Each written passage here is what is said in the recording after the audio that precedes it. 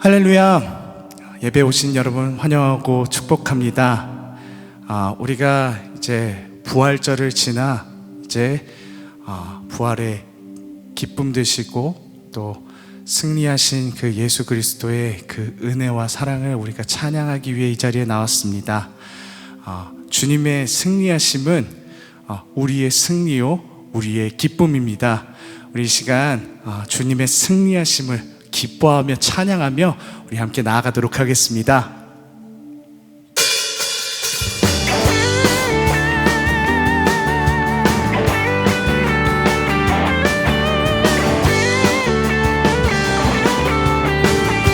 예수 주 승리하신 찬양해. 예수 주 승리하신 찬양해. 예수 주 사랑 놀라와. 예수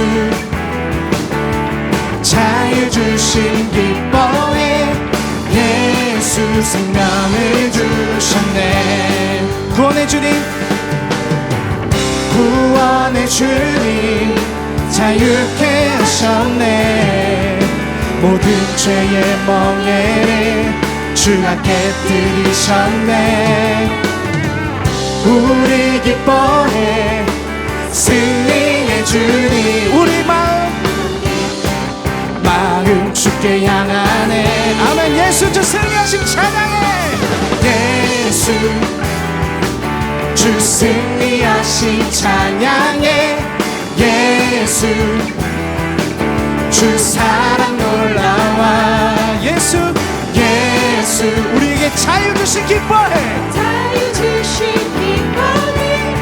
예수 생명을 주 구원의 주님 우리를 자유케 하셨습니다. 구원의 주님 자유케 하셨네. 모든 죄의 멍에를 주가 깨뜨리셨네. 우리 기뻐해 승리의 주님. 우리 마음 주께 향하네. 예수 주 승리하신 찬양합니다. 예수 주 승리하신 찬양해. 예수 주 사랑 놀라와. 예수 자유 주신 자유 주신 기뻐해. 예수 생명 주께 있네. 생명 주께 있네. 능력 주께 있네. 우리의 소망도 주께 있네. 주 안에 있네. 생명 주께 있네.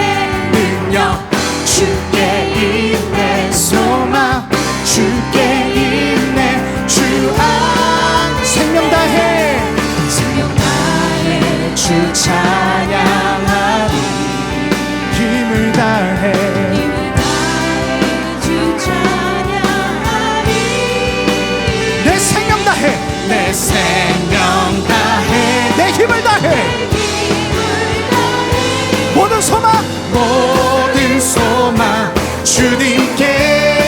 다시 한번 생명 주께 있네. 능력 주께 있네. 우리의 소망도 주께 있네. 주 안에 있네. 생명 주께 있네. 능력 주께 있네. 소망 주께 있네. 생명 다해. 생명 다해 주 찬양하리. 힘을 다해. 힘을 다해 주 찬양하리. 내 생명 다해. 생명 다해. 내 힘을 다해. 모든 소망 주님께. 생명 주께 있네. 능력 소망 주 안에 생명 주께 있네. 능력 소망 주께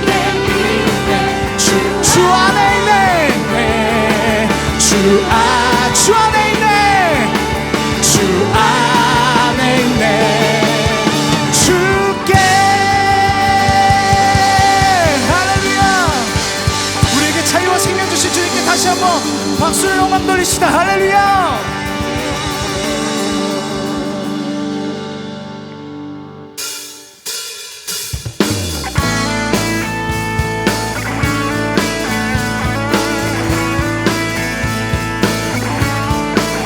예수 예수 열방의 소망 예수 우리의 위로자 주는 온 땅에 영원한 소망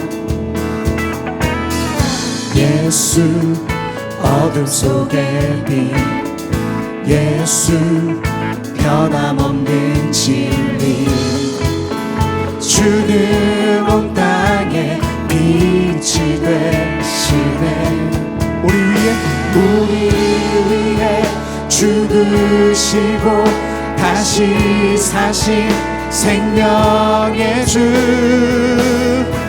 주님만이 소망이요 변함없는 반석이라 주님만이 온 세상을 비추시네 또 죽음에서 부활하신 우리 구주 평강의 왕 주를 믿는 모든 자의 소망 되신 주를 믿네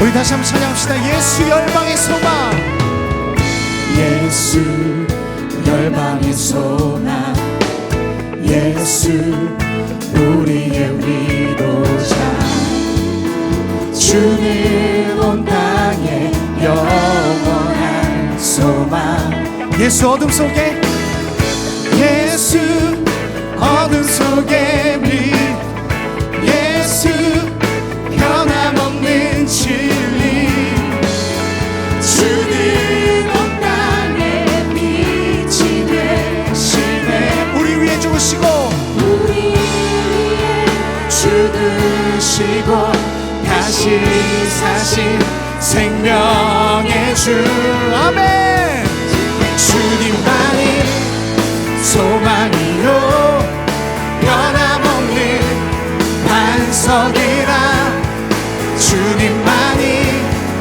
온 세상을 비추시네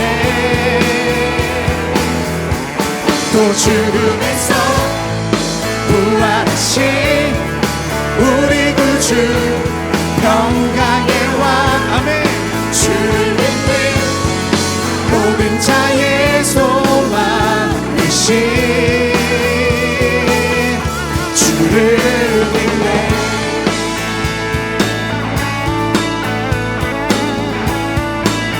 우리 위해 죽으시고 우리 위해 죽으시고 다시 사신 생명 우리 위해 죽으시고 다시 사신 한 번 더 우리 위해 죽으시고 우리 위해 죽으시고 다시 사신 생명의 주 아멘 주님만이 소망이요 변함없는 반석이라 주님만이 온 세상을 비추시네 또 죽음에서 부활하신 우리 구주 평강의 왕 주를 믿는 모든 자의 소망 되신 주를 믿네 주를 믿네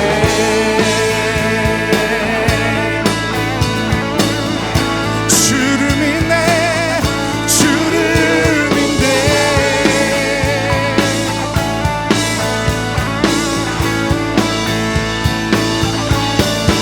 우리의 산소망 되신 그 하나님의 영광 박수 드립시다. 할렐루야. 주님만이 우리의 소망 되시며 우리의 생명 되십니다. 이 시간 우리 함께 기도하기 원합니다. 하나님, 그 부활 생명에 우리가 동참하는 삶을 계속해서 살아갈 수 있게 하여 주시옵소서. 주님, 주님만이 우리의 산소망 되시며 우리의 소망이시오, 우리의 생명 되심을 우리가 고백하며 날마다 살아가는 우리 모든 성도님 될 수 있게 해달라고, 이 시간 우리 주여 한번 부르짖고 통성으로 기도하며 나아갑시다. 주여, 오 주님, 반석이라 주님, 오 주님 우리 가운데 임하여 주시옵소서.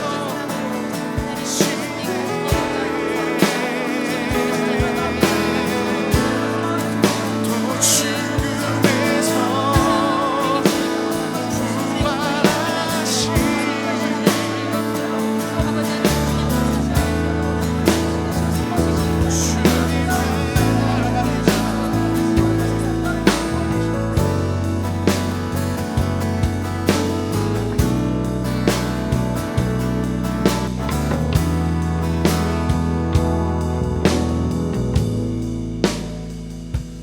하나님 감사합니다. 이 저녁에도 저희를 부르셔서 주님 전에 나오게 하시고 온 가족이 함께 모여서 또 각자 있는 초소에서 하나님 앞에 나오는 놀라운 시간을 주셔서 감사합니다. 이제 우리의 마음을 모아서 하나님 앞에 나아갑니다. 우리의 예배를 받아주시고 우리의 기도에 응답하여 주시며 하나님의 놀라운 임재하심을 경험하는 놀라운 시간이 되게 하여 주시옵소서. 예수 그리스도의 이름으로 기도합니다. 아멘. 우리 함께 기도하며 나아갑니다. 주일에 선포된 말씀, 부활의 능력이라는 주제로 하나님의 말씀을 함께 보았습니다. 나에게는 부활의 증거가 있는지, 또 나의 삶 가운데 예수님의 가르침을 따라 어떤 삶을 살았는지 한 주간을 돌아보며 주님 앞에 말씀을 통해서 우리의 삶을 회개하며 나아가겠습니다. 또한 지금 함께 기도하고 있는 가족들을 위해서 함께 기도하겠습니다. 코로나19로 인해서 함께 있는 시간이 많아지면서 가족들과의 친밀감, 평화와 화평, 그리고 특별히 사랑하는 자녀들을 위해서 함께 기도하겠습니다. 가능하다면 자녀들을 끌어안고 또 가능하다면 손에 손을 잡고 이 시간 함께 기도하겠습니다. 무엇보다 하나님이 기뻐하시는 아름다운 공동체, 아름다운 가족이 될 수 있도록 우리 한 목소리로 함께 기도하겠습니다. 기도하시겠습니다. 하나님 감사합니다. 주일날 선포된 말씀을 통해서 우리의 삶을 돌아봅니다. 부활의 능력, 그 무덤에서 부활하신 예수 그리스도의 능력으로 한 주간을 살게 하시고 그 놀라운 능력으로 인해서 주변을 밝히고 그 부활의 능력으로 삶을 살아갈 수 있도록 우리의 삶을 인도하신 은혜에 찬양과 감사를 드립니다. 하나님, 그럼에도 불구하고 한 주간의 삶을 돌아보니 그렇지 못했을 때가 있었음을 주님 앞에 고백합니다. 나의 연약함 때문에, 나의 어떠함 때문에 부활의 능력은 사라지고 때로는 연약함으로 살아갔음을 주님 앞에 고백합니다. 다시 한번 결단하고 헌신하며 하나님의 말씀을 통해서 나의 삶을 비춰봅니다.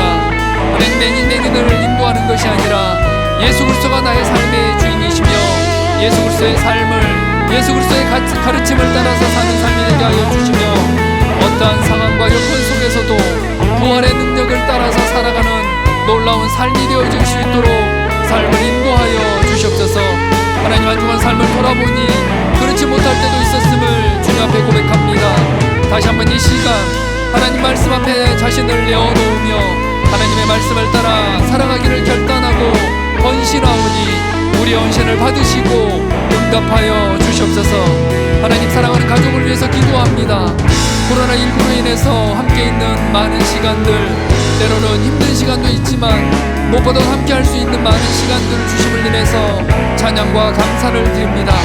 서로의 마음을 나누고 마음을 살피고 서로의 깊은 필요를 채울 수 있도록 인도하신 은혜를 인해서 찬양과 감사를 드립니다. 하나님, 지금까지 보지 못했던 것들을 보게 하시고 보지 못했던 필요를 보게 하시며 서로의 마음을 읽을 수 있도록 놀라운 기회를 주심을 인해서도 찬양과 감사를 드립니다. 하나님, 우리 가족이 더욱더 평화와 화평 가운데 지내게 하시며 하나님 보시기에 아름다운 공동체, 하나님 보시기에 아름다운 가족이 되어질 수 있도록 은혜를 더하여 주시옵소서. 특별히 사랑하는 자녀들을 위해서 기도합니다. 맞잡고 있는 손을 맞잡고 있는 사랑하는 자녀들을 예수 그리스도의 이름으로 축복합니다. 하나님 그들에게 한량한 하나님의 사랑과 은혜, 긍휼과 자비하심이 흘러가게 하시며 지금 이 시간 하나님 예수 그리스도의 이름으로 다시 한번 사랑하는 자녀들을 축복합니다. 하나님의 놀라운 은혜로 채워주시며 예수 그리스도께서 지혜와 키가 자라갔었듯이 하나님 우리 자녀들이 더욱더 지혜와 키가 자라가게 하시며 하나님과 사람에게 더욱더 사랑스러운 자녀들로 성장해 갈 수 있도록 하나님 은혜로 함께하여 주시옵소서. 이 시간들을 통해서 가족이 더욱더 연합되어지며 하나님 보시기에 아름다운 가족 공동체가 되어지게 하시며 하나님 보시기에 더욱더 멋있는 가족이 되어질 수 있도록 은혜로 함께하여 주시옵소서. 하나님 함께 기도할 수 있는 시간 주셔서 감사합니다. 이 시간을 더욱더 소중하게 여기며 귀중하게 여기며 함께 가꾸어 나가는 가족 공동체가 되어질 수 있도록 역사하여 주시옵소서. 계속해서 교회를 위해서 함께 기도하겠습니다. 예배당에서 함께 드리는 예배 재개를 위해서 함께 기도하겠습니다. 준비되어지는 모든 과정들을 위해서, 그리고 예배가 재개되어졌을 때 하나님의 임재, 하나님의 놀라운 역사심이 있는 예배를 드릴 수 있도록 예배를 위해서 함께 기도하겠습니다. 또 인터넷으로 온라인으로 드려지고 있는 모든 예배 가운데 하나님의 놀라운 긍휼과 자비하심이 베풀어지는 예배가 되어질 수 있도록 예배를 위해서 함께 기도하겠습니다. 또 나라와 민족을 위해서 함께 기도하겠습니다. 선거 이후의 정치적인 변화들, 또 코로나19로 인해서 파생되어지는 많은 현안들이 있습니다. 많은 현안들이 슬기롭게 극복되어질 수 있도록 나라와 민족을 위해서 기도하겠습니다. 또 코로나19로 인해서 어려워진 이웃들에게 소망을 주시고 특별히 그들이 하나님을 찾는 시간이 되어질 수 있도록 우리 교회와 나라와 민족 또 사랑하는 이웃을 위해서 함께 기도하겠습니다. 기도하시겠습니다. 하나님 감사합니다. 대한민국을 사랑하시고 또 우리나라를 향해서 놀라운 긍휼과 자비를 베풀어 주심을 인해서 찬양과 감사를 드립니다.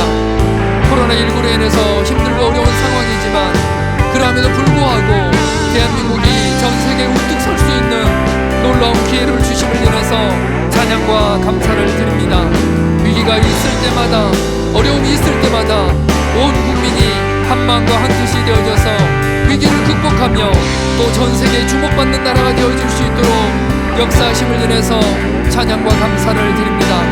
하나님, 특별히 4.16 총선 이후에 있어지는 여러가지 전국의 변화들을 위해서 기도합니다. 특별히 새롭게 뽑혀진 나라 일꾼들이 조심을 잃지 않도록 도와주시며 겸허한 마음을 가지고 나라와 민족을 위해서 기도하며 여러가지 정책과 여러가지 현안들을 하나하나 하게 나갈 수 있도록 은혜를 더하여 주시옵소서. 코로나19로 인해서 파생되어지는 많은 현안들이 있습니다. 정치, 경제, 사회, 문화적으로 많은 현안들이 있어지게 되는데 하나님이 모든 상황과 여건들 속에서 하나님께서 지혜를 더하여 주시고 특별히 위정자들에게 지혜를 더하여 주셔서 이 모든 현안들을 슬기롭게 극복해 나가서 더욱더 하나님의 나라와 은혜를, 하나님의 사랑을 흘려보내는 놀라운 대한민국이 되어질 수 있도록 주께서 역사하여 주시옵소서. 모든 국민이 한 마음과 한 뜻이 되어질 수 있도록 역사하여 주시옵소서. 분열과 분쟁이 있는 것이 아니라 한 마음과 한 뜻이 되어지며 특별히 예수 그리스도의 놀라운 사랑으로 온 나라와 온 민족이 하나가 되어지는 대한민국이 되어질 수 있도록 역사하여 주시옵소서. 하나님, 코로나19로 인해서 서로 함께 모여서 예배하지 못한 지 벌써 2달이 다 되어져 가고 있습니다. 하나님께서는 알고 계십니다.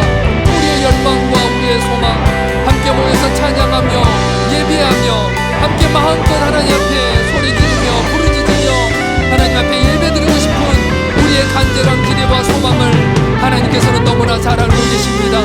하나님, 하루삭기 예배당에서 함께 드리는 예배가 재개되어질 수 있도록 긍휼을 베풀어 주시옵소서. 코로나19가 빠른 시간 내에 종식되어지게 하시며 하나님, 우리 함께 모여서 마음껏 찬양하고 예배하며 기도하며 교제하며 서로의 안부를 묻고 서로 사랑과 선행을 격려하는 놀라운 예배가 되어질 수 있도록 주님 은혜로 함께하여 주시옵소서.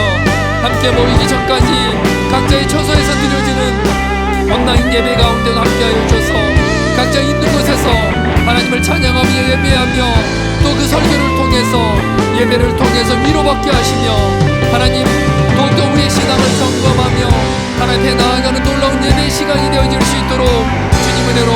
함께하여 주시옵소서. 코로나19로 인해서 어려워진 이웃들에게 소망을 더하여 주시옵소서. 특별히 그들이 하나님을 찾는 놀라운 시간이 되어질 수 있도록 역사하여 주시옵소서. 아픈 가운데 있는, 고통 가운데 있는 이웃들을 긍휼히 여겨주시며 하루속히 코로나19가 종식되어져서 세계 열방 가운데 있는 수많은 영혼들, 힘들고 어려운 가운데 있는 수많은 영혼들을 위로하여 주시며 그들의 필요가 채워지게 하시며 하나님 그리하여서 하나님의 놀라운 사랑과 긍휼과 자비하심이 한 사람 한 사람에게 흘러가는 놀라운 시간이 되어질 수 있도록 역사하여 주시옵소서. 하나님의 놀라운 긍휼과 자비하심을 구합니다. 하나님의 사랑과 하나님의 은혜를 구하오니 하나님 우리의 기도 가운데 함께하여 주시며 우리의 모든 상황과 여건들과 함께 함께하여 주셔서 하나님 교회 가운데, 나라와 민족 가운데, 대한민국 가운데, 열방 가운데 하나님의 놀라운 사랑과 은혜를 알아가는, 경험해가는 귀한 시간이 되어질 수 있도록 주께서 역사하여 주시옵소서. 하나님 감사합니다.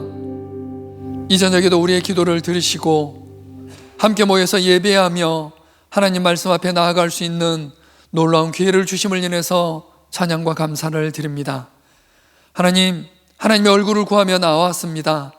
하나님의 은혜를 구하며 나왔고 하나님의 임재를 구하며 나왔습니다. 이 시간에도 우리와 함께하여 주시며 이 예배를 받으시고 흠양하여 주시옵소서. 이제 하나님의 말씀 앞에 나아갑니다. 우리의 마음을 열고 우리의 귀를 열고 우리의 모든 것을 열고 주께 나아가오니 하나님 말씀하여 주시옵소서. 이 말씀이 우리의 삶을 움직이게 하시며 이 말씀을 통해서 우리의 삶을 감찰하고 우리의 상황 여건들이 재해석되어지는 놀라운 역사가 있게 하여 주시옵소서. 말씀을 선포하시는 담임 목사님 성령의 능력으로 함께하여 주시며 말씀을 듣는 우리 마음 가운데 성령의 은혜를 더하여 주시옵소서. 이 모든 말씀 우리 주 예수 그리스도의 이름으로 기도합니다. 아멘. 샬롬, 반갑습니다. 여러분 만날 날이 다가오고 있습니다. 함께 모여서 예배하는 그 시간이 서서히 다가온다고 생각하니까 마음이 참 기대되어지고 기다리고 있습니다. 여러분들도 많이 기다리고 계시지요? 예.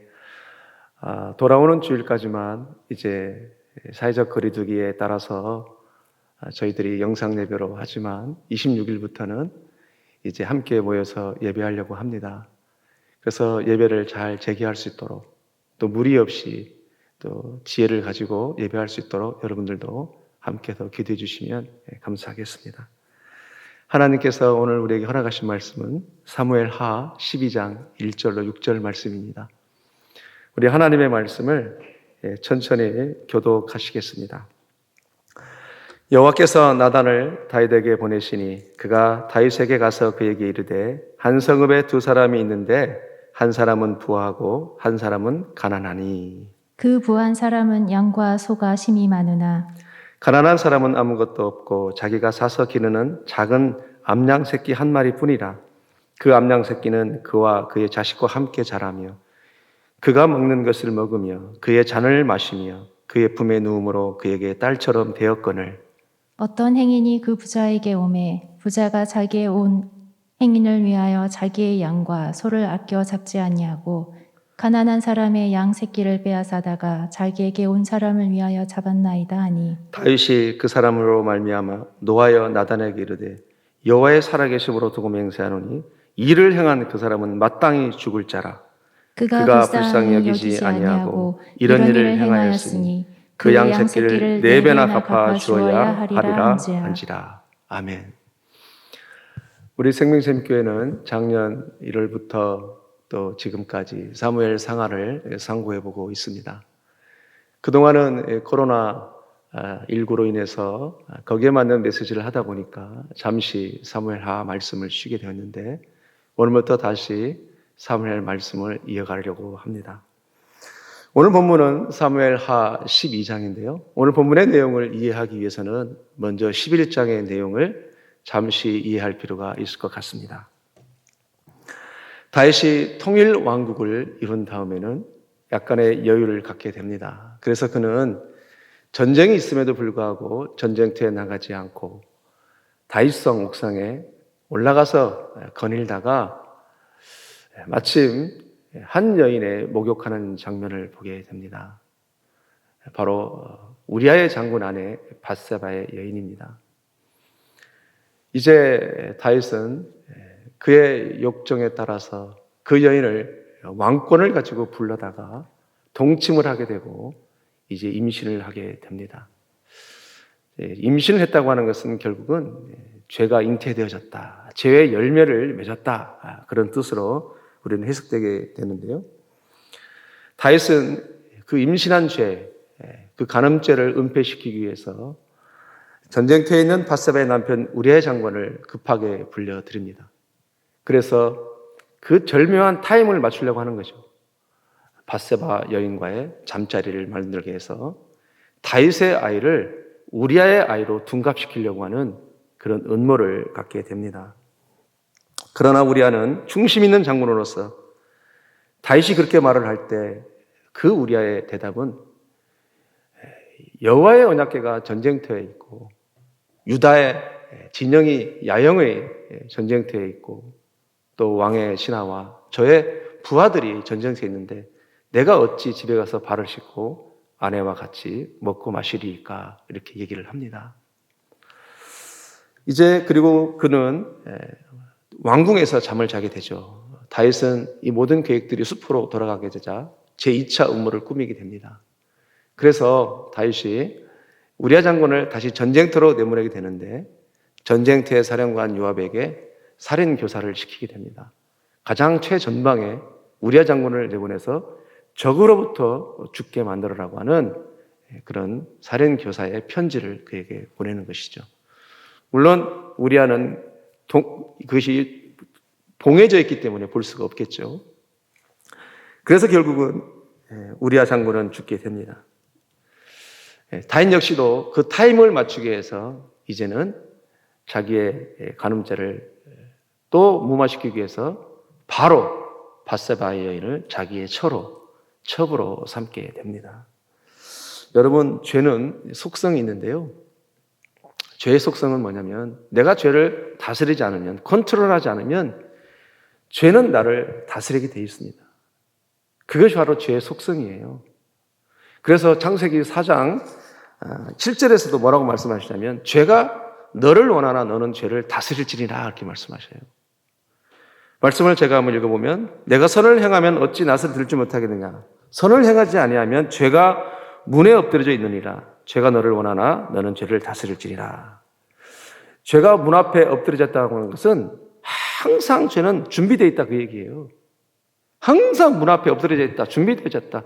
그러니까 내가 선을 선택하지 않으면, 내가 죄를 컨트롤하지 않으면 죄는 나를 이끌어 간다는 거예요. 우리가 누군가 화를 낼 때 그 순간에 어때요? 내가 그걸 컨트롤하지 않고 오히려 잠잠한 마음을 갖지 않고 선한 말을 선택하지 않으면 어떻습니까? 끊임없이 그 죄라고 하는 속성은 나를 부활을 일으켜요. 그래서 더 많은 죄를 지을 수 있도록 우리를 이끌어가는 것을 우리는 늘 보게 됩니다. 그러니까 죄는 한 번 잡으면 그 죄가 계속 꼬리를 물고 다른 죄를 짓도록 하는 것이 바로 죄의 속성입니다. 자, 다윗은 밧세바와 우리아의 장군의 사건이 이제 상당한 시간이 흐르게 됩니다. 약 10개월에서 1년 정도, 왜 아이가 낳은 상태니까 그 정도 시간이 흐른 것을 보게 되는데요. 뒤에 가보면 말씀이 나옵니다. 다윗은 상당한 시간이 흘렀기 때문에 하나님의 침묵이 흐르고 그래서 그 모든 문제가 해결됐다라고 그는 생각을 했던 것입니다. 근데 이때 오늘 12장 1절의 말씀을 보니까 하나님께서, 여호와께서 나단을 다윗에게 보내어 이르시되, 이렇게 말씀하시잖아요. 1절에 그렇게 말씀하시잖아요. 여호와께서 나단을 다윗에게 보내시니 그가 다윗에게 가서 이르되 한 성읍에 두 사람이 있는데 한 사람은 부하고 한 사람은 가난하니. 근데 그 부한 사람은 양과 소가 심히 많은지라 그래요.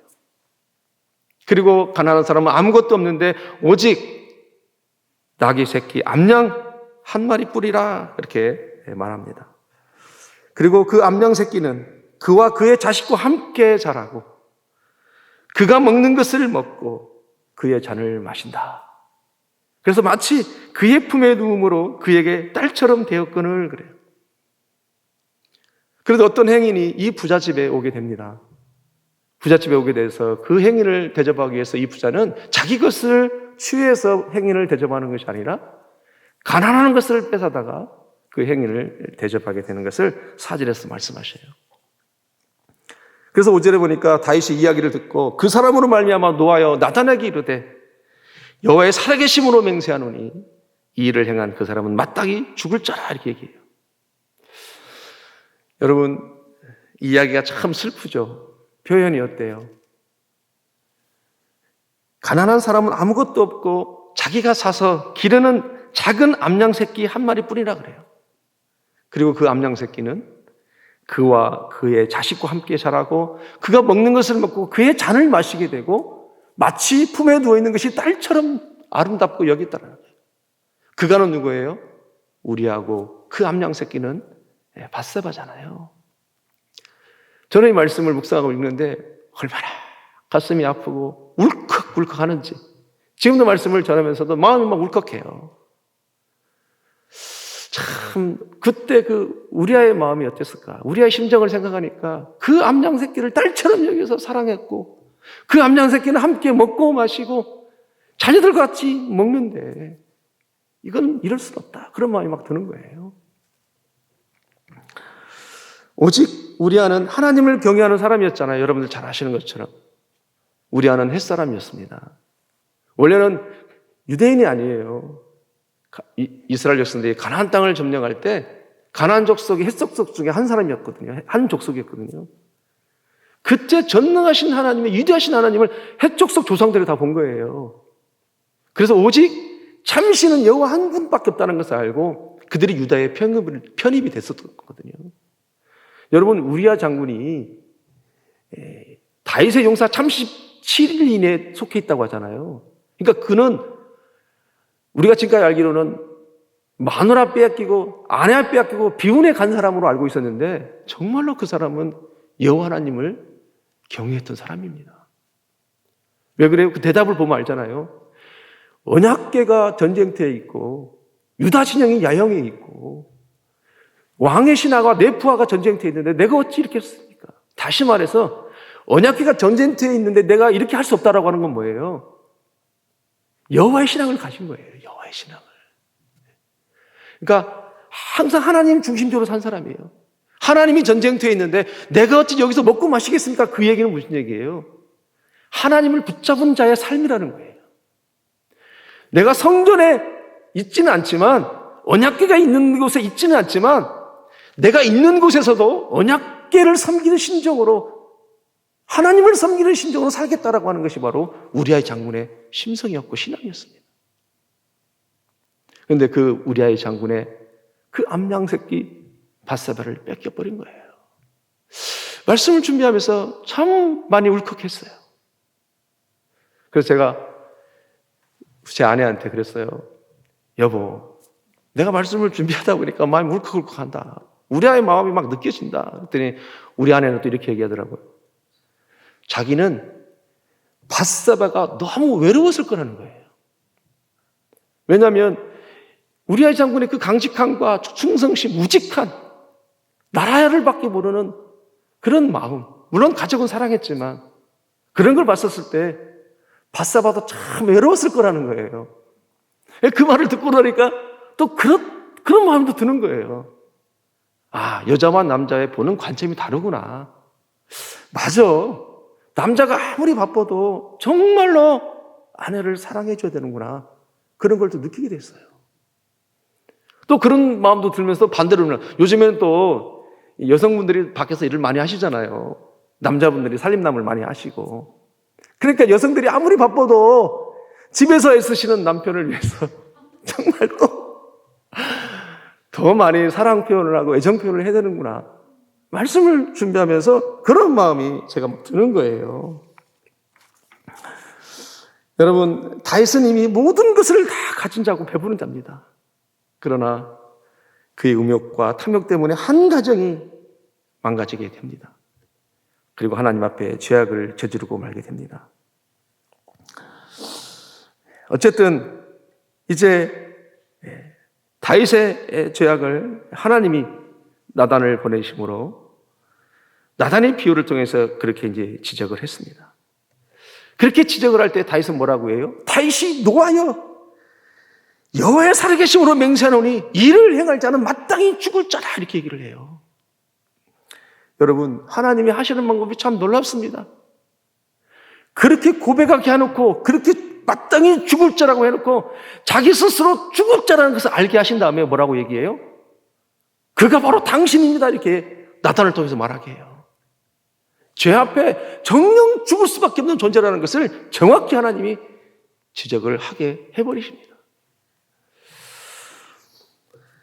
여러분, 또 7절과 8절, 7절 하반절부터 이제 나단이 또 아마 그 다윗이 이 소리를 듣고 억소리도 못했을 거예요. 이제 나단이 또 말을 하게 되는데 뭐라고 하냐면, 이스라엘 하나님 여호와께서 이와 같이 이르시기를 내가 너를 이스라엘 왕으로 기름 붓기 위하여 너를 사울의 손에서 구원하였고 내 주인의 집을 내게 주고 내 주인의 아내를 내 품에 두고 다스리라고 했던 거겠죠. 이스라엘과 유다 족속을 내게 맡겼느니라. 만일 그것이 부족했더라면 내가 더 주었을 것이다, 이렇게 말씀하시죠. 다윗에게는 이미 넘치는 부인과 첩들이 있었고 하나님 입장에서는 넘치게 주었다는 것입니다. 왕으로 세우기 위해서 기름도 부었고 사울의 왕가도 너에게 주어서 왕권과 땅과 주변 국가도 통일하게 해서 나라의 안정도 다 주었다는 것이죠. 그런데 9절에 보니까 뭐라고 그래요? 어찌하여 여호와의 말씀을 업신여기고 나 보기에 악을 행하였느냐고 하나님은 말씀하십니다. 9절에 보니까 9절 같이 합니다. 시작. 그러한데 어찌하여 내가 여호와의 말씀을 업신여기고 나 보기에 악을 행하였느냐? 내가 칼로 햇사람 우리아를 치되 암몬 자손의 칼로 죽이고 그의 아내를 빼앗아 내 아내로 삼았도다. 10절 제가 읽겠습니다. 이제 내가 나를 업신여기고 햇사람 우리아의 아내를 빼앗아 내 아내로 삼았은즉 칼이 내 집에 영원히 떠나지 아니하리라 하셨고. 여기서 나를 업신여겼다고 하는 것은 하나님은 다윗을 그토록 선대했는데, 그토록 존중해줬는데 다윗은 하나님을 업신여겼다는 것이. 여러분, 하나님의 말씀을 업신여겼다고 하는 것은 곧 하나님을 업신여겼다, 그런 뜻이잖아요. 그래서 칼이 내 집에 영영이 너를 떠나지 않겠다고 말씀하셔요. 뿐만 아니라 그 대가를 11절과 12절에서도 이렇게 지불할 거라고 말씀하십니다. 여호와께서 또 이와 같이 이르시기를 보라. 내가 너와 내 집에 재앙을 일으키고 내가 내 눈앞에서 내 아내를 빼앗아 내 이웃들에게 주리니 그 사람이 내 아내들과 더불어 백주에 통치하리라. 너는 은밀히 행하였으나 나는 온 이스라엘 앞에서 백주의 이 일을 행하리라 하셨나이다 하니.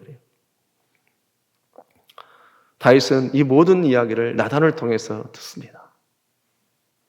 그리고 그 모든 이야기를 들은 다윗은 13절에 뭐라고 하냐면 바로 그는 하나님 앞에 엎드립니다. 내가 여호와께 죄를 범하였노라. 13절에 이렇게 말해요. 고백하지 않을 수 없는 거죠. 다윗의 반응은 죄에 대해서 변명하지 않습니다. 내가 여호와께 죄를 범하였노라고 인정합니다. 여러분, 사실 이것이 은혜죠. 죄가 죄인지도 모르는 것이, 그것이 죄예요.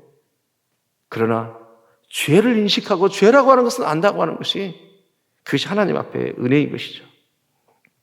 바로 다윗은 하나님 말씀 앞에 바로 자신의 죄를 인정합니다. 그 회개하는 모습을, 아파하는 모습을 시편 6장 6절에서 이렇게 말합니다. 같이 합니다. 시작. 내가 탄식함으로 피곤하여 밤마다 눈물로 내 침상을 띄우며 내 요를 적시나이다. 아멘. 피곤하여는 자기 자신을 회개하도록 마음을 쏟게 했다, 그 얘기예요. 그래서 그 죄를 침상의 요를 적시기까지 회개했다, 그런 의미잖아요. 그리고 13절 하반절에 보니까 인생의 모든 안고 일었음을 아시는 하나님께서 나단 선지를 통해서 바로 말씀하시기를 여호와께서도 당신의 죄를 사하였나니 당신이 죽지 아니하라고 얘기합니다. 여러분, 그러나 14절에 보면 당신이 낳은 아이가 반드시 죽을 거라고 또 말씀하셨잖아요. 그렇죠? 자, 이제 말씀이 지금부터 중요해요. 또 앞에 10절에서도 보니까 칼이 내 집에서도 영원히 떠나지 아니하리라고 말씀하셔요. 여러분 참 이상하죠. 분명히 다윗이 그 죄를 고백했을 때 하나님은 나단 선지자를 통해서 너의 죄를 사하셨다고 또 죽지 아니한가라고 말씀하십니다. 그런데 여전히 다윗의 집에 칼이 떠나지 않는다고 말씀하셨고 역사를 통해서 분명히 또 그렇게 현장들이 있었습니다. 아내와 첩들이 백주대낮에 온 이스라엘 백성들을 보는 앞에서 동침하는 것을 수치를 겪게 될 것이다. 바로 그의 아들 압살롬이 다윗의 후궁들을 백주대낮에 그렇게 저질러 버립니다. 그게 역사를 통해서 또 일어납니다. 또 실제로 아이가 죽게 됩니다. 여러분 18절에 보니까 이래 만에 그 아이가 죽으니라 그래요. 용서는 하셨어요. 그런데 하나님은 대가를 지불하게 하셔요. 자, 말씀의 전개에 있어서 이것이 무슨 용서인가 하는 의문이 우리 안에 들을 수도 있잖아요. 여러분, 하나님은 우리가 죄를 지을 때마다 진심으로 회개하면 용서하시는 것은 사실입니다.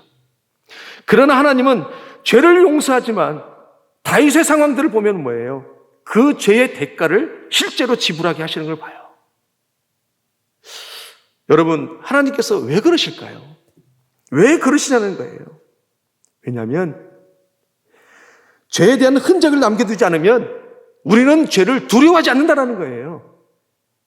만약 죄의 흔적을 두지 않으면 죄 짓고 회개하면 되지 뭐.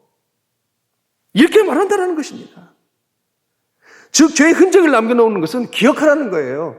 무엇을 기억하라는 거예요? 그 흔적을 통해서 하나님이 얼마나 죄를 싫어하는지를 너 기억하라는 거예요.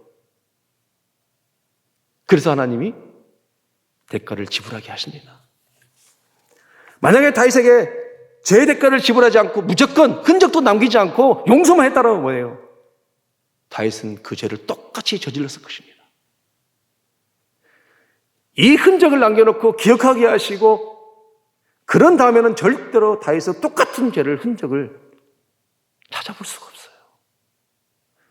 즉 우리가 하나님 앞에 범죄했을 때는 용서는 하세요. 진심으로 회개하면 그러나 대가는 지불하게 하셔요. 왜요?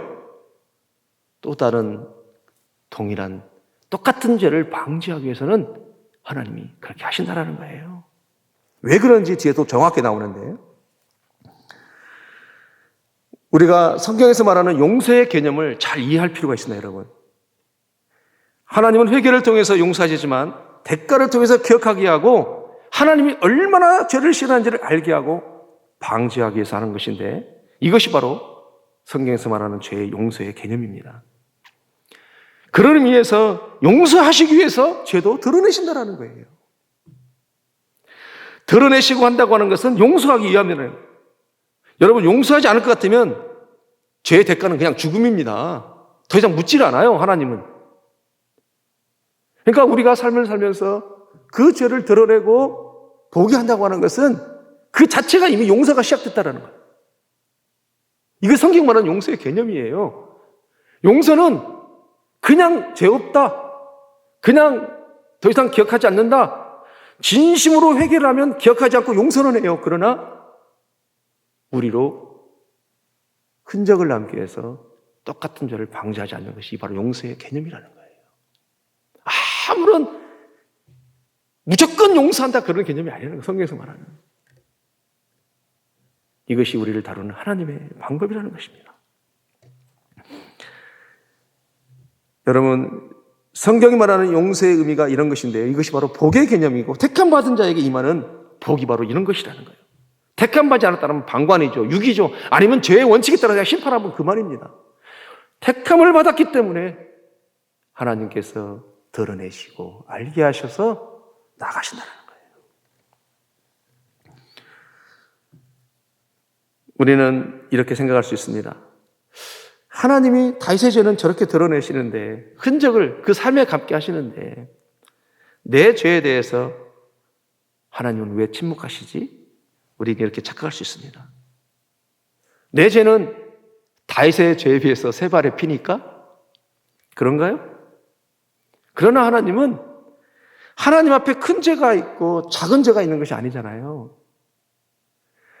죄를 큰 걸 졌기 때문에 그것은 하나님 앞에 큰 죄악이고, 우리가 생각할 때 경미한 죄는 하나님 앞에 괜찮다라고 생각하는 거, 그런 것이 아니잖아요.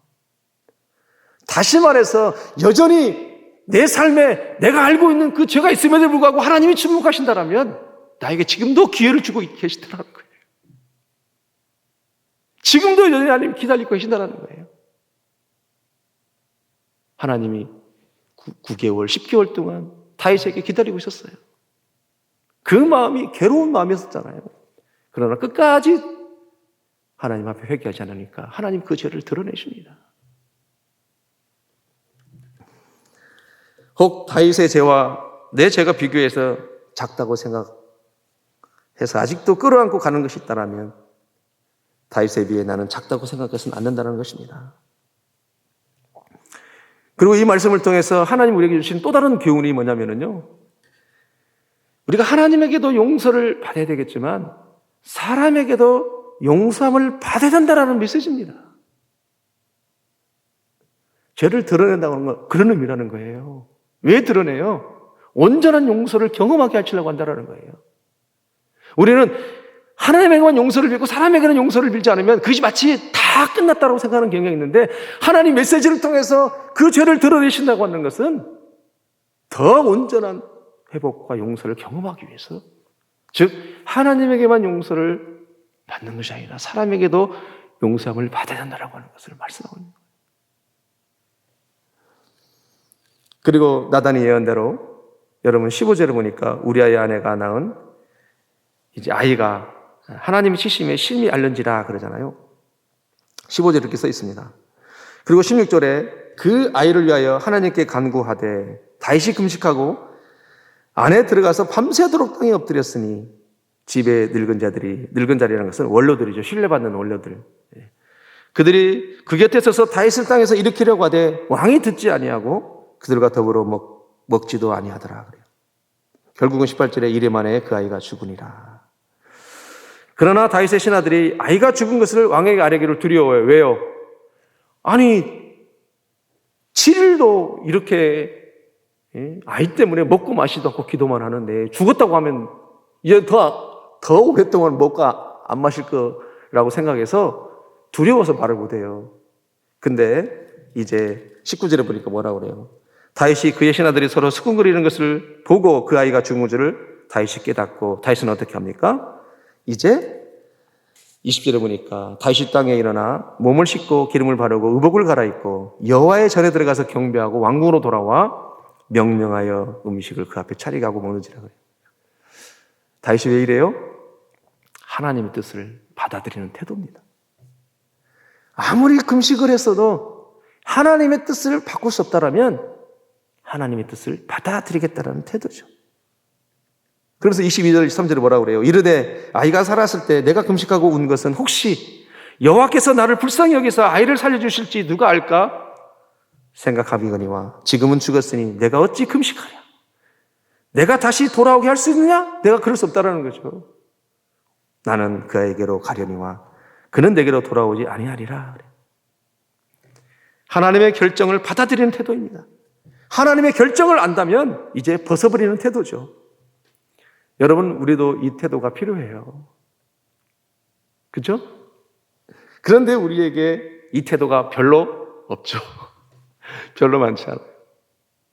우리가 간절히 소원하고 급한 일들을 하나님 앞에 기도할 때 하나님 응답하지 않으면 우리는 하나님의 결정과 태도를 받아들이기보다는 하나님이 살아있네, 살아없네, 나를 사랑하네, 사랑하지 않네, 심지어는 떠납니다.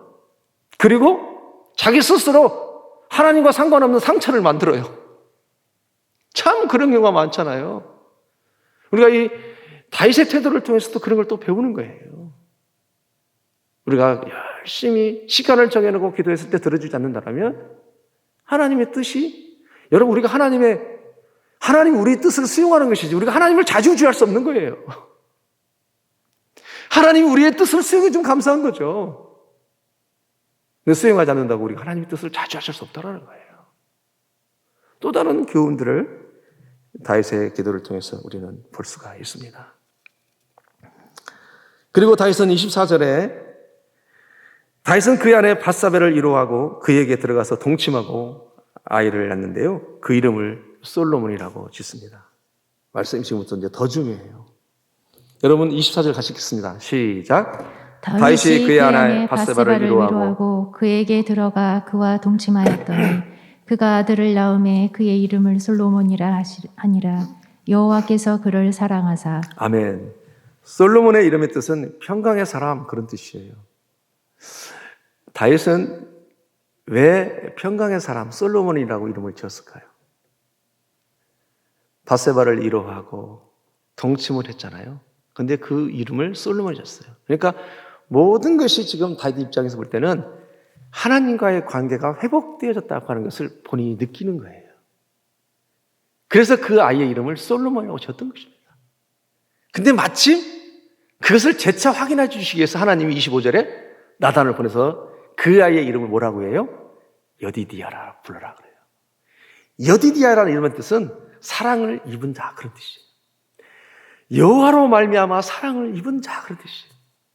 하나님이 다시 이렇게 얘기했다고 하는 것은 이제 확인시켜 주는 거예요. 너의 모든 것이 내 앞에 회복되어졌다, 그런 뜻입니다. 여러분, 평강의 사람, 그런 뜻은, 솔로몬이라는 것은 어떤 의미를 남시해요? 너의 왕권이 지속되어진다 그래요. 이것이 너의 후계자라는 걸 지목해요. 실제로 솔로몬이 그 다음 후계자가 돼야 안 돼요? 되잖아요. 바로 사랑을 입은 자, 여디디아라는 뜻은 내가 너와 언약했던 것처럼 너의 왕권을 이어가겠다, 그런 뜻이라는 거예요. 여러분 놀랍죠? 다시 말해서 지금까지 모든 상황, 이 모든 이야기를 통해서 우리 하나님은 뭘 말씀하셔요? 회개는 이렇게 엄청난 영향력이 있다고 하는 것을 보여주고 있다는 거예요. 회개는 하나님 앞에 언약이 깨지지 않는 영향력이 있다고 하는 것을 보여주는 거예요. 여러분, 우리가 그동안 말하는 회개는 하나님의 언약이 깨지지 않는 영향력을 가지고 있다고 하는 것을 오늘 이 다윗의 이야기를 통해서 우리에게 말씀하고 있는 것입니다. 그래서 하나님은 회개할 기회를 주시는 거예요. 사람을 통해서 말씀하시고 또 환경을 통해서도 말씀하시고 심지어는 자기의 감정을 통해서도 말씀하셔요. 왜 그렇게 하셔요? 하나님의 언약을 계속 지켜가고 싶으셔서 그렇게 말씀하시는 거예요. 하나님의 언약하시고 그 언약하신 것을 지켜가고 싶으셔서 대가를 지불하게 하셔요. 그래서 온전한 회개 역사가 일어나는 거예요. 만약에 대가를 지불하지 않는다라면, 똑같은 죄를 계속해서 반복한다라면 어떻게 되겠어요? 하나님의 속성상 하나님의 언약을 이루어갈 수가 없는 거예요. 하나님의 언약을 이루어가기 위해서 당신의 백성들의 용서의 개념이 용서는 하지만 대가를 지불하게 하신다는 거예요. 그렇게 할 수밖에 없는 그 하나님의 마음 느껴지십니까? 말씀을 연구하면서 그런 마음이 막 느껴지는 거예요. 회개의 영향력이 일어나는 것입니다. 여러분, 회개의 영향력은 우리로 하나님의 언약 안에서 떼어내지 않고 계속해서 붙어있게 하시려고 회개케 하시는 거고, 대가를 지불하게 하시는 거예요. 그렇게 해서라도 하나님의 언약에 붙어있게 하시려고 하는 거예요. 우리를 너무 미워가지고 그런 게 아니에요. 사랑하니까. 언약 안에 있어야 되니까, 언약 안에 붙어 있어야 되니까. 하나님은 언약하시고 성취하시는 분이잖아요. 그 언약을 성취하기 위해서 하나님은 그런 방법을 써가는 거예요. 구약 성경에 묻어난 하나님은 신약의 이상의 하나님의 은혜가 막 묻어나요. 그 언약이 어떤 언약이에요? 사무엘하 7장 12절에서 16절 말씀이에요. 내 수완이 차서 내 조상들과 함께 누울 때에 내가 내 몸에서 날 내 씨를 내 뒤에 세워 그의 나라를 견고하게 하리라. 여러분 13절, 14절, 16절 같이 읽겠습니다. 시작. 그런데 이름을 위하여 집을 건축할 것이요 나는 그의 나라 왕위를 영원히 견고하게 하리라. 나는 그에게 아버지가 되고 그는 내게 아들이 되리니 그가 만일 죄를 범하면 내가 사람의 매와 인생의 채찍을 징계하려니와 내가 내 앞에서 물러나게 한 사울에게서 내 은총을 빼앗은 것처럼 그에게서는 빼앗지 아니하니라. 내 집과 내 나라가 내 앞에서 영원히 보존되고 내 왕위가 영원히 견고하리라 하셨다 하라 그래. 이 언약을 지켜가기 위해서 하나님은 회개하게 하고 대가를 지불하게 하신다는 거예요. 언약에 붙어 있게 하고 언약에서 떼어나지 않게 하기 위해서 그렇다는 것입니다.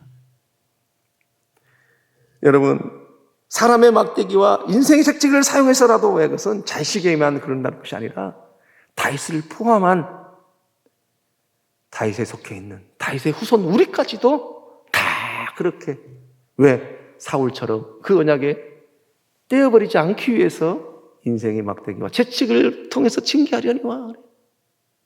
그래서 성경에서 말씀하시는 용서의 개념이 엄청난 은혜의 개념이에요. 여러분, 혹시 하나님 앞에 징계 앞에 있습니까? 아픕니까? 아플 수 있죠. 그러나 그게 뭐예요?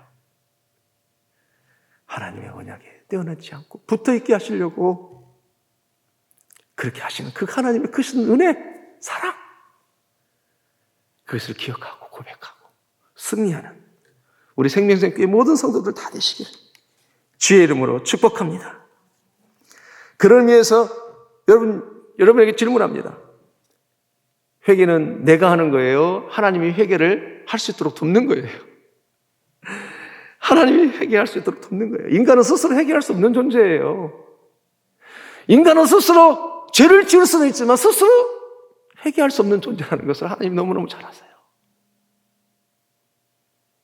그래서 하나님이 그렇게 회개의 정의를 오늘 우리에게 말씀하고 있는 것입니다. 하나님이 도우셔야, 하나님이 먼저 찾아오셔야 우리를 회개하도록 도우실 수 있다는 것입니다. 그래서 이것을 신학적 용어로 뭐라고 말하면요, 회개하도록 도우시는 불강력적 은혜예요. 회개를 도우시는 불강력적 은혜라고 하는 것입니다. 하나님 우리의 회개를 도울 수밖에 없는 불강력적 은혜가 하나님의 속성이라는 거예요. 와, 너무너무 멋있는 표현 아니에요? 우리를 도우시는 불강력적 은혜, 회개는. 그래서 우리 그리스도교, 기독교, 예수 믿는 종교를 뭐라고 하냐면 사랑의 종교요, 은혜의 종교라고 하는 것입니다. 이렇게 다윗이 내면적 문제가 해결되어지니까 이제는 외적 문제가 해결되어져요. 그것이 26절부터 29절이에요. 그토록 암몬 족속의 라파성을 함락하려고 했었잖아요. 근데 거기는 견고한 철옹성이라 함락을 못했었어요. 그런데 다윗의 문제가 해결되니까 성이 무너집니다. 26절에 보면 요압이 암몬 자손의 라빠를 쳐서 그 왕성을 점령하며, 왕성이라고 하면 왕성한 성이라는 것이죠. 요압이 전령을 다윗에게 보내 이르되 내가 라빠 곧 물들의 성읍을 쳐서 점령하였으니 이제 왕은 그 백성의 남은 군사를 모아 그 성에 맞서 진치고 이 성을 쳐서 점령하소서. 결국 29절에 다윗이 모든 군사를 모아 라빠로 가서 그것을 쳐서 점령하고 말씀을 맺으려고 합니다. 이 모든 일을 겪고 난 다윗은 시편 40편에서 하나님 앞에 이렇게 고백을 합니다. 우리 시편 40편 2절부터 3절까지 읽겠습니다. 시작. 내가 여호와를 기다리고 기다렸더니 귀를 기울이사 나의 부르짖음을 들으셨도다. 나를 기가 막힐 웅덩이와 수렁에서 끌어올리시고 내 발을 반석 위에 두사 내 걸음을 견고케 하셨도다. 새 노래로 곧 하나님께 올릴 찬송은 내 입에 두었으니 많은 사람이 보고 두려워하여 여호와를 의지하리로다. 기가 막힐 웅덩이에서 기다리고 기다렸더니 하나님이 귀를 기울이시사 나의 부르짖음을 들으셨도다. 나를 기가 막힌 웅덩이에서 끌어올리시고 반석에 세웠다. 이건 뭐예요? 반석은 누구를 지칭합니까? 옛자로 시작하는데 예수 그리스도예요. 아, 인생의 제사로 되는 것이 아니구나. 화목제와 번제로 되는 것이 아니구나. 내 죄가 해결되어지는 것은 반석에 세워져야 되는구나. 그걸 아는 거예요. 그 시대에. 그 회개를 통해서, 회개의 영향력을 통해서. 그리고 그의 고백은 뭐예요? 내가 이제는 새 노래로 하나님께 올릴 찬송을 내 입에 두었다는 거예요. 새 노래로. 이전의 노래가 아니라는 것이죠. 근데 그 새 노래를 보고 사람들이 어떻게 했다는 거예요? 보고 두려워 여호와를 의지하라. 여러분, 찬송은 보는 거예요? 듣는 거예요? 듣는 거잖아요. 근데 사람들이 보았다는 거예요. 그리고 여호와를 두려워하고 의지했다는 거잖아요. 즉 다윗의 그 의의 삶은 그 삶이 찬송이었다는 거예요. 많은 사람으로 보여줬다는 거예요. 그래서 그 삶을 보고 살아계신 하나님을 봤다는 거예요. 그래서 하나님을 두려워하고 의지했다는 거예요. 고백이 달랍니다. 이게 엄청난 고백이죠. 우리도 나를 반석에 세우신 그 하나님의 은혜를 경험했다면, 내가 살아계심을 맹세 안 하고 반드시 자는 죽을 자라고 고백했던 그 다윗 앞에 그 처절함을 하나님이 알게 하시잖아요. 우리로 죽었던 이 존재를 하나님이 반석에 세우셔서 다윗이 새내로로 여호와께 올릴 찬송은 사람들이 보았다고 하는 것처럼 이것이 바로 부활신앙이 부활의 삶이고 부활의 증인될 삶이라는 거예요. 여러분, 하나님의 은혜와 사랑, 부활을 찬양하고 소망을 찬양하고 반석을 찬양한다는 것이 그냥 나를 자유했으니까 찬양하는 정도가 아니에요. 그러므로 나는 내 삶이 오늘 그 자유를 보여주겠다는 거예요. 내 삶을 통해서. 이것이 기독교입니다. 얼마나 우리가 가지고 있는 불강력적 은혜, 우리가 소유하고 있는 하나님의 그 영 불강력적 은혜가 얼마나 크고 놀라운지를 보는 겁니다. 이래도 안 바뀐다. 하나님 영이 없는 거예요. 엄밀히 말하면. 그 불강력적 은혜는 불강력적으로 바뀔 수밖에 없는 존재라는 거예요. 얼마나 하나님의 말씀이 놀라운지. 다윗의 이 시적인 표현이 찬송이 듣는 것이 아니라 찬송을 본다라고 표현을 하는 거예요. 왜냐하면 그는 음악가였잖아요. 다윗이 음악가였어요. 악기를 다루고 얼마나 시적인 찬양을 많이 했던 사람이에요. 그러고 나서 여러분 시편을 막 그렇게 만들어내는 겁니다. 시를. 찾아오심도 은혜요. 회개하게 하심도 은혜요. 회개하면 용서하시는 것도 은혜예요. 그래서 우리 기독교를 다시 한 번 말하지만 사랑의 종교요, 은혜의 종교라고 하는 것입니다. 오늘 이 말씀을 통해서 우리 안에 가지고 있는 회개케 하는 그 불강력적인 은혜를 기억하고 하나님의 용서의 개념이 무엇인지를 알고 혹시라도 아픔이 있다 할지라도 그 아픔을 감사함으로 받아들이고 기쁨으로 받아들여서 하나님을 감동케 하는 우리 생명샘교회 성도 여러분 다 되시기를 주의 이름으로 축복합니다. 그리고 우리가 다시 이곳에서 예배드릴 때는 새 노래로 여호와께 올릴 찬송을 듣는 것이 아니라 보는 자로 살아가는 우리 모두가 되기를 주여 축복합니다. 기도하시겠습니다. 우리 이 시간 함께 몇 가지 기도 제목을 기도하기를 원합니다.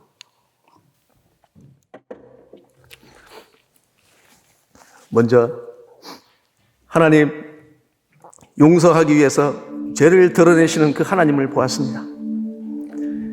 용서가 우리에게 어떤 의미였는지 바르게 알게 하여 주시옵소서. 그리고 대가지불과 그 흔적을 통해서 하나님의 죄를, 얼마나 하나님의 죄를 싫어하는지를 알게 하여 주시옵소서. 우리로 하나님의 형상을 회복하게 하여 주시옵소서. 우리 그렇게 하나님 앞에 진정한 용서의 의미를 알고 아파한다 할지라도 또 때로는 하나님 어떤 사인을 줄 때마다 불강력적 은혜가 나에게 있다는 것을 알고 정말로 새 노래로 하나님을 찬송하기를 원한다라고 그렇게 하나님 앞에 기도하기를 원합니다. 우리 하나님 앞에 기도하시겠습니다. 오 하나님 아버지 감사합니다. 고맙습니다. 다윗이 고백합니다. 여호와의 살아계심으로 죽음 맹세하노니 이런 자는 마땅히 죽어야 된다고 말합니다. 그런데 그 마땅히 죽어야 할 사람이 바로 당신이라고 지적했던 그때 하나님 다윗은 바로 엎드려버립니다. 하나님 다윗이 회개하는 태도가 하나님 앞에 은혜 입은 자의 태도였습니다. 하나님의 사람이라고 하는 것, 하나님의 은혜 입은 자라고 하는 것, 택함을 받은 자의 축복이 바로 이런 것인 줄 믿습니다. 성경에서 말하는 복의 개념이라고 하는 것이, 하나님 용서의 개념이라고 하는 것이 아무런 적으로 조건 없이 무조건 용서한다라는 개념이지만, 그러나 대가를 지불하자고 하는 것은 하나님 우리로 말미암아 똑같은 죄를 반복해서 짓잡도록 방지하기 위해서 하나님 대가를 지불해야만 했던 그 하나님의 마음을 봅니다. 오 하나님 아버지, 하나님 아버지, 이런 상황들을 통해서 우리가 하나님의 형상을 회복하는 줄 믿습니다. 도와주시고 함께해 주시고 역사하여 주시옵소서. 오 하나님 아버지, 그 흔적을 기억하게 함으로 말미암아 그 흔적을 통해서 내가 얼마나 죄를 시원한지를 알게 하시고 우리로 하나님의 형상을 회복하게 하는 그 하나님의 은혜를 찬양합니다. 하나님, 때로는 아프고 힘들고 어렵더라도 이런 시간들을 통해서 나를 하나님의 형상으로 회복하는 그 하나님의 은혜를 바라볼 수 있는 우리 모든 생명생기 교도가 될 수 있도록 축복하여 주시옵소서. 인도하여 주시옵소서. 오 하나님 감사합니다. 고맙습니다. 나를 하나님의 백성이 아니라면, 나는 하나님의 것이 아니라면 하나님께 대한 대가를 지불하지 않고 그냥 제 원칙에 따라 하나님 우리를 심판하면 그만이었겠지만, 나는 당신의 백성이기 때문에, 하나님의 사람이기 때문에 하나님 아버지 때로는 대가 지불을 하게 하신 적이 있습니다. 이것을 감사히 여길 수 있는 정말로 멋진 신앙 되게 하여 주시옵소서. 감사합니다. 고맙습니다. 이 시간 한 번 더 기도하길 원합니다. 이 모든 말씀을 통해서 회개의 영향력이 얼마나 큰지를 알게 하셔서 너무너무 감사하다. 그 회개는 하나님의 언약에 깨어지지 않게 하는 그 하나님을 보게 된다고. 뿐만 아니라 죄의 대가를 지불하게 하심으로 그 흔적을 통해서 우리로 하나님의 형상을 회복하게 하는 그 은혜를 바라보기 있노라고. 그 하나님의 기쁜 사랑과 은혜를 더 노래하고 말하고, 찾아오시는 것도 은혜요, 회개하는 것도 은혜요, 회개하며 용서하시는 것도 그 은혜의 하나님을 바라보겠나라고. 하나님, 나에게 회개의 은혜를 주시고 용기를 달라고 그렇게 하나님 앞에 다시 한번 기도하기를 원합니다. 기도하시겠습니다. 하나님 아버지 감사합니다. 고맙습니다. 회개의 영향력이 얼마나 큰지 오늘 말씀을 통해서 가르쳐주셔서 감사합니다. 그 회개의 영향력은 하나님의 언약에 깨어지지 않고, 그 회개의 영향력을 통해서 하나님의 언약 가운데 떼어내지 않고 우리를 붙들어 가려고 하는 그 하나님의 마음을 바라보게 됩니다. 정말로 하나님 아버지 찾아오시는 것도 은혜요, 회개하는 것도 은혜요, 회개하게 하시는 것도 은혜요, 회개하며 용서하는 것도 은혜인 줄 믿습니다. 그러므로 하나님, 진정한 예배자로, 진정한 하나님의 사람으로 하나님의 형상으로 회복하는 이 과정 가운데 하나님 다시 한번 하나님을 향하여 우리의 모든 것을 하나님 앞에 회개하며 돌아가며 나아갈 수 있도록 하나님 축복하여 주시옵소서. 코로나 이전과 코로나 이후의 삶이 우리가 달라져야 되겠고 예배가 달라져야 되겠습니다. 이제는 다음 주부터 예배가 재개될 때인데 우리 하나님 앞에 드리는 예배는 정말로 하나님 살아있는 예배요, 생명을 드리는 예배요, 하나님 우리 모든 삶을 드리는 예배로 나갈 수 있도록 인도하여 주시옵소서. 하나님 함께하여 주시기를 간절히 바라고 원합니다. 주여, 성도나 교육자나 메마른 심정이 있습니까? 갈급하지 못한 심정이 있습니까? 다시 한번 하나님 아버지 아니란 마음으로 신앙생활하지 아니하도록 도와주시고 함께하여 주시옵소서. 역사하여 주시옵소서. 인도하여 주시기를 간절히 바라봅니다. 하나님 감사합니다. 하나님 감사합니다. 이제 다시 주의 성전에서 예배할 수 있도록 인도하여 주시옵소서. 함께하여 주시옵소서. 주님하신 하나님을 찬양합니다. 함께하신 하나님을 의지합니다. 주여 역사하시고 인도하시고 행하시는 하나님을 바랍니다. 보라 내가 새 일을 행하리니, 보라 내가 새 일을 행하리니, 사막에 길을 내고 상해에 강물을 낼 것을 내가 나를 위하여 지었나니 내 백성은 나를 찬송하게 하려 하시니라. 하나님 예배할 수 있도록 인도하여 주시옵소서. 함께하여 주시옵소서. 감사합니다. 마지막으로 한 번 더 기도하겠습니다. 하나님의 뜻을 구하는 기도, 응답하지 않은 것이 있다면 하나님의 결정을 받아들이는 태도를 갖겠습니다. 오히려 응답하지 않는 것을 감사 여기고 하나님의 뜻을 따라가게 하여 주시옵소서. 이제 주의 성전에서 새롭게 예배할 수 있도록 도와주시옵소서. 보라 새 일을 행하리니 이제 알겠느냐? 내가 반드시 사막에 물과 사막의 길을 낼 것이라. 이 백성은 내가 나를 위하여 지어나니 나를 찬송하게 하려 하심이라.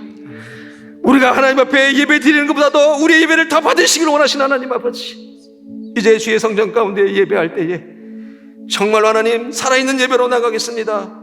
하나님 또 예배를 재개할 때 우리에게 생명의 지혜를 주시고, 또 하나님 아버지 또 그 예배할 때는 우리 백성들을 코로나19를 통해서 지켜달라고, 나를 지켜달라고, 우리 교회를 지켜달라고, 믿는 모든 자들을 지켜달라고, 이 나라 민족을 지켜달라고 우리 하나님 앞에 마지막으로 한 번 더 기도하시겠습니다. 주여 한번 부르짖고 기도합니다. 주여, 하나님 감사합니다. 고맙습니다. 하나님 예배 받으시기 합당하신 하나님을 찬양합니다. 이스라엘 백성들이 온전하게 예배를 드리지 못하므로 하나님은 대가를 지불할 수밖에 없었습니다. 하나님의 대가는 이스라엘 백성들을 바벨론으로 보내야만 했고 70년 동안 하나님을 찾게 하셨으며, 내가 다시 드리는 예배, 다시 성전에서 드리는 예배는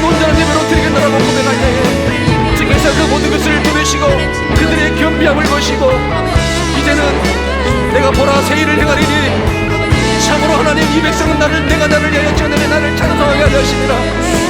하나님, 다시 한번 예배를 온전하게 드리게 해서 그들을 헛으로 돌아오게 하신 하나님 아버지, 이제 그들이 돌아오는 예배는 이전의 예배가 아니라 살아있는 예배로 드리기를 원했던 그 고백이 있던 것처럼 우리 생명세계 모든 사랑하는 성도들이 다시 은혜서 주의 성전에서 예배할 수 있도록 주님 도우시고 함께 하실 때에 하나님 기쁘고 감격의 예배가 될 수 있도록 축복하여 주시옵소서. 하나님 도우시는 거듭나는 예배가 되게 하시고 세워지는 자로서 다시 생명의 삶을 드리는 예배자가 될 수 있도록 도와주시옵소서. 하나님, 다시 고백합니다.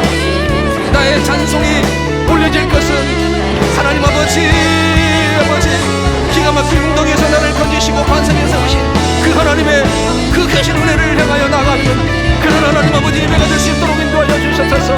예배를 재개하는 그런 모든 시간 가운데 하나님, 재개할 때에 지혜를 주시옵소서. 어려운 일을 당하지 않게 하시고 하나님, 이국 가운데 예배가 중단되지 아니하도록 예배가 하나님 새롭게 세워질 수 있도록 예배의 재개의 성령의 지혜와 능력을 더하여 주시옵소서. 하나님, 예배하지 못하는 영적인 갈급함이 우리를 경험해 보았습니다. 그러므로 코로나19를 통하여서 우리 예배가 중단되지 아니하도록 하나님께서 붙잡아주시고 성령의 지혜를 능력을 더하여 주시옵소서. 우리 교직원들, 하나님 떠오르긴 교육자들, 우리 사랑하는 생명생명 모든 성도들을 이곳에서 예배할 때는 더 많이 사랑하며 섬길 수 있는 멋진 아름다운 예배, 살아있는 예배, 기쁨의 예배, 감사의 예배, 감동의 예배가 될 수 있도록 인도하여 주시옵소서. 종에게도 하나님 감동의 말씀을 전할 수 있도록 성령의 지혜와 능력을 더하여 주시옵소서. 함께하여 주시옵소서. 고맙습니다. 감사합니다. 참 좋으신 아버지, 하나님 아버지, 오늘 사마 12장을 통하여서 그 어떤 죄악이라도 하나님 앞에 진심으로 예수 그리스도의 그 보혈의 은혜로 회개하면 분명히 하나님은 기억지 아니하시고 흔적도 기억지 아니하신다고 말씀하십니다. 그러나 용서의 개념으로 죄의 대가를 지불하게 하셔서 그 죄를 다시 반복지 않게 하시고 하나님의 언약 가운데 떼어놓지 않고 붙어있고 지켜가고 싶어 해서 하나님이 행하시는 그 하나님을 바라봅니다. 뿐만 아니라 이런 과정들을 통해서 우리에게 하나님의 형상을 회복해 나가는 모든 작업을 바라보게 됩니다. 하나님, 아파하는 사람이 있습니까? 힘들어하는 사람이 있습니까? 삶의 곤고함으로 고통 중에 있는 사람이 있습니까? 하나님, 그것이 변하여서 하나님, 감사할 수 없는 중에 감사할 수 있는 위대한 신앙으로 더욱더 성장하게 해주시고 평강의 사람으로 다시 한번 응답의 역사가 있을 수 있는 복된 우리 생명생계 모든 지체를 다 되게 하여 주시옵소서. 하나님, 이곳에서 다시 예배할 때는 정말 하나님 아버지 코로나 이전과 코로나 이후에 예배가 달라지는 우리의 예배가 되게 하시고 다시 고백했던 것처럼 하나님 아버지 나를 웅덩이에서 건져내 주시고 기가 막힌 웅덩이에서 인도하신 그 하나님 앞에 나의 찬송이 올려질 때에 듣는 찬송이 아니라 보는 찬송이 되는 우리의 삶이 되게 하여 주시옵소서. 오 하나님 감사합니다. 사람들은 그것을 바라보고 여호와를 의지하고 두려워했다고 했습니다. 도대체 여호와가 누구신지, 하나님이 누구시기에 저가 저렇게 변화되어지고 저의 삶이 노래가 되었는지를 보는 은혜가 있게 하여 주시옵소서. 감사합니다. 고맙습니다. 모든 영광과 존귀를 하나님 앞에 올려드리며 살아계신 예수 그리스도의 이름으로 기도하옵나이다.